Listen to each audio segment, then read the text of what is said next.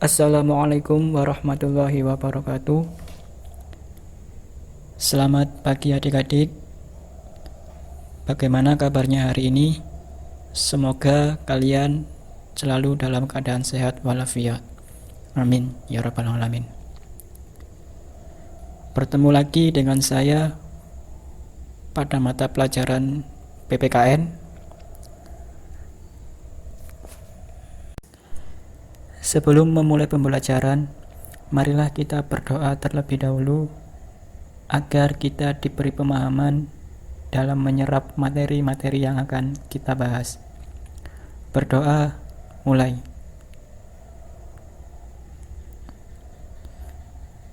Amin ya rabbal alamin. Baik, pada pertemuan hari ini kita akan melanjutkan materi sebelumnya, yaitu tentang perumusan dan pengesahan Undang-Undang Dasar Negara Republik Indonesia tahun 1945. Mohon disimak dengan seksama. Oke, langsung saja kita masuk ke pokok pembahasan. Pada pertemuan hari ini kita akan membahas tentang sistematika UUD NRI tahun 1945. Pada pembahasan ini kita akan mengupas satu demi satu bagian-bagian yang ada pada Undang-Undang Dasar Negara Republik Indonesia tahun 1945,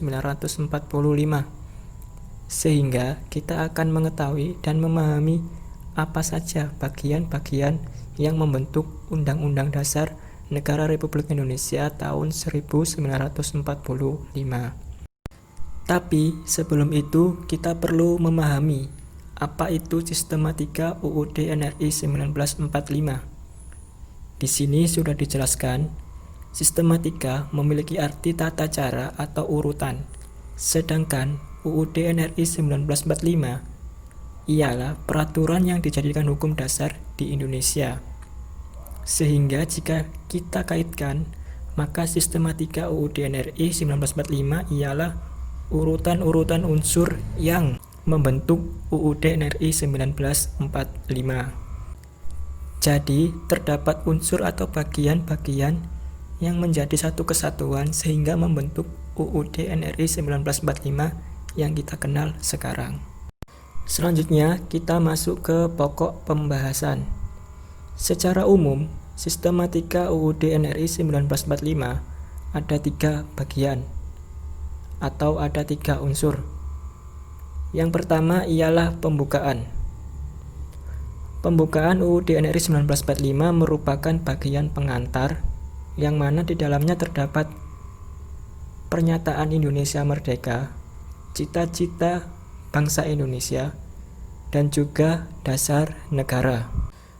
Pembukaan UUD NRI 1945 memiliki 4 alinea, di mana alinea itu merupakan cita-cita dari bangsa Indonesia.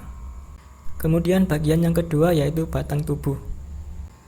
Batang tubuh UUD NRI 1945 merupakan bagian inti atau bagian pokok dari UUD NRI 1945. Karena pada batang tubuh ini dijelaskan secara rinci mengenai tata peraturan perundang-undangan yang ada di Indonesia. Dan juga dijelaskan juga segala peraturan-peraturan yang harus ditaati oleh seluruh bangsa Indonesia. Bagian yang ketiga yaitu penjelasan. Pada bagian penjelasan ini merupakan tafsiran dari pasal-pasal yang kurang jelas di dalam UUD NRI 1945. Biasanya akan ada pasal tambahan. Nah, itu merupakan penjelasan dari pasal yang sekiranya kurang jelas atau kurang bisa dipahami. Yang selanjutnya ialah sistematika UUD NRI 1945 sebelum amandemen. Jadi, terdapat perbedaan antara sistematika setelah amandemen dan sebelum amandemen. Nah, untuk sebelum amandemen ini ada pada tahun sebelum 1999, karena amandemen pertama dilakukan pada tahun 1999.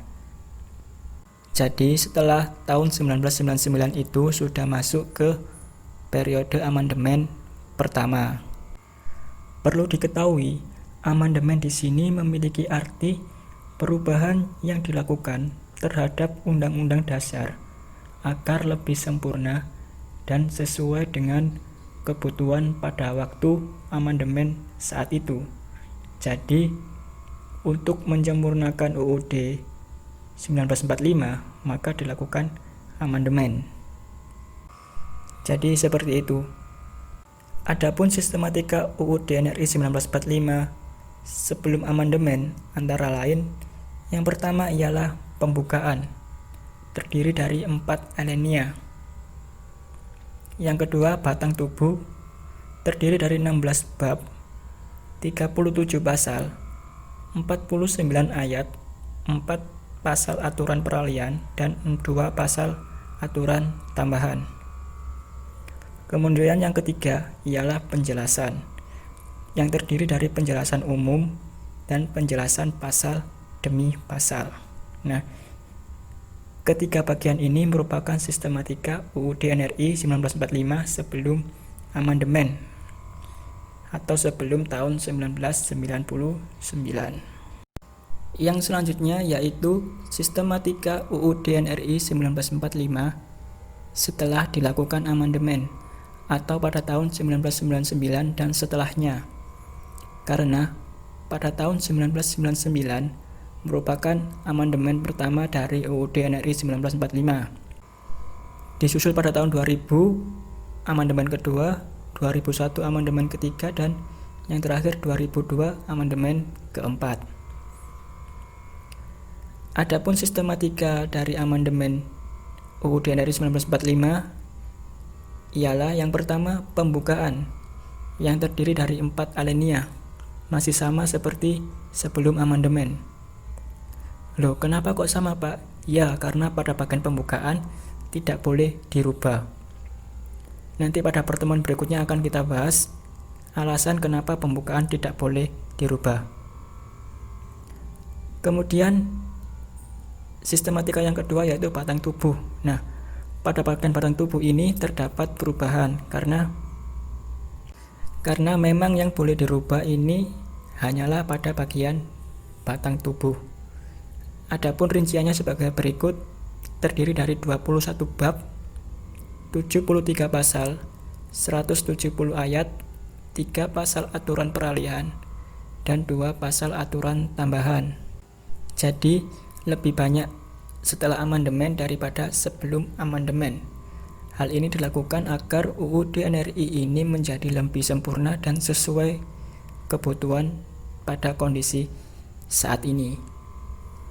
Kemudian bagian yang terakhir ialah penjelasan, merupakan penjelasan jika ada pasal yang sekiranya bersifat rancu atau kurang bisa dipahami, maka akan ada bagian penjelasan pada UUD tersebut. Seperti itu. Nah, jika dari ketiga bagian ini ada yang hilang satu saja, maka tidak akan menjadi UUD NRI 1945 yang kita kenal sekarang. Akan ada kekurangan bahkan cacat pada UUD NRI tersebut. Baik adik-adik, saya rasa cukup untuk materi pada hari ini. Silakan diingat-ingat, kalau perlu dicatat, karena ini penting bagian dari sejarah negara. Jika bangsa ini ingin maju, maka belajarlah dari sejarah. Dan jika bangsa ini ingin hancur, maka lupakanlah sejarah. Saya akhiri, kurang lebihnya mohon maaf. Assalamualaikum warahmatullahi wabarakatuh.